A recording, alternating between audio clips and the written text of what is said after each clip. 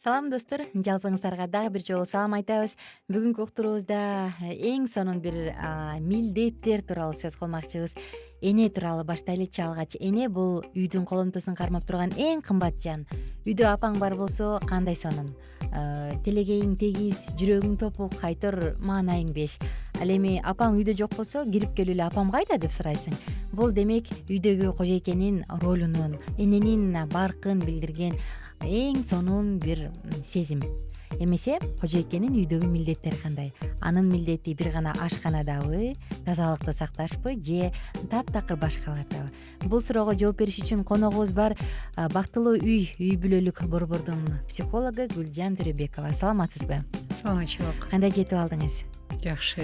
Гүлжан эжеке, бүгүн кожойкенин милдеттери тууралуу сөз кылып жатабыз. Анан мен мисалы айым катары милдет же сенин милдетиң деген сөздү укканда кичине жыйрыла түшөм да. Эмнеге? Сеникичи депчи.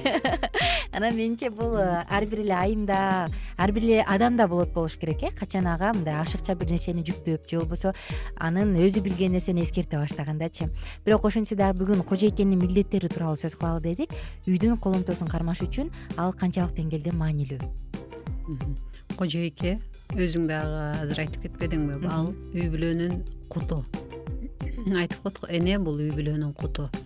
Үй бүлөнүн өзүнчө эле бир берекеси. Эмнеси менен ал кут болот? Ал өзүнүн жүрүм туруму менен, өзүнүн мүнөзү менен. Азыр сен да баса белгилеп кеттиң, бул идиш аяк жууш элеби, үйдү Таза кармашпы депчи. Бул мындай сөз жок милдет деп айтылбайт да. Мисалы үчүн ошол убакта муну башка киши деле кылса болот. Бирок көбүнчө үй бүлөдө карап көрсөң, өздөрүнүн ролу жана милдеттери бар да. Ролду эч ким алмаштырса болбойт. Күйөөнүн өзүнүн ролу бар, аялдын өзүнүн ролу бар. Милдеттерин бирин бири толуктаса болот. Мисалы үчүн ооруп калды дейлик, күйөөсү ооруп калды, аялы күйөөсү кылган жумушту кылса болот. Аялы ооруп калды, күйөөсү ошол аялы кылып жүргөн жумуштарды кыла алса болот да, кылса болчу эле нерсе. Энеси, мен айтып атам, ал үй бүлөнүн куту, өзүнүн мүнөзү менен. Эң негизги бул аял жардамчы. Мырзага жардамчы. Мырзасын жардамчы. Ал айтып атабыз, ал үйдүн башчысы. Көбүнчө мырза өзүнө жардамдап атканда ал өзүнө бүт тараптан социалдык абалы, интеллектуалдык абалы, аң сезими өзүнө татыктуу бир деңгээлде жардамдайт. Анан эле ал эмне үчүн ал жакшы идиш жубатпы, жакшы үй тазалайтпы деп өзүнө жардамдабайт да. Ага жакшы жардамчы керек. Үй бүлө команда болуп атса, ал башчы болуп атса, башчынын жанында ага татыктуу, аны дайым шыктандырганга, аны улуу иштерди жашаганга аял кишинин орду бул өтө чоң. Муну эч ким ордун баса албайт да. Башка иштерди жасаса болот. Бул эң биринчи күйөөсүнүн жардамчысы жана балдарга таалим берүүчү, балдарга таасир берүүчү, балдарды өстүрүүчү бул эне.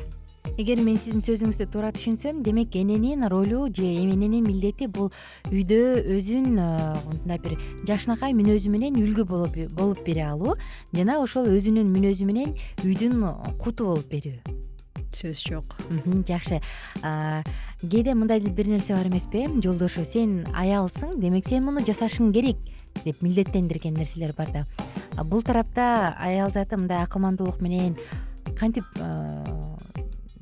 кандай ынтымакты да сактап, анан баардын ордуна коюп кое алса болот. Карап көрсөк, көбүнчө бир нерсени түшүнүш үчүн биз башты карап көрүшүбүз керек да. Үй бүлө бул канча жылдан бери эле түзүлүп, уланып келип атат. Эмне себептен бул уланып келатат? Анткени ар бир, мисалы үчүн, жаратылыштын мыйзамдары болгон сыяктуу эле үй бүлөнүн деле өзүнүн мыйзамдары бар. Өздөрүнүн милдеттери, ордулары. Ошол сыяктуу күйөөнүн өзүнүн орду, аялдын өзүнүн орду. аял үйдөгү чынайы эле куттуу, тартиптүү, берекени сактачу болушу керек да.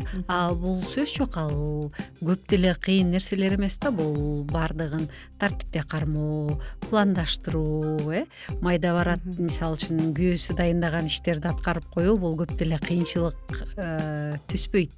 Ооба. Жакшы.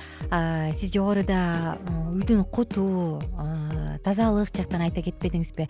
Мырзага аял затынан күткөн, аял катары өзүнүн милдетин аткарса деген дагы кандай маселелер болушу мүмкүн? Бул күйөөсүн аялдан эмнени күтөт?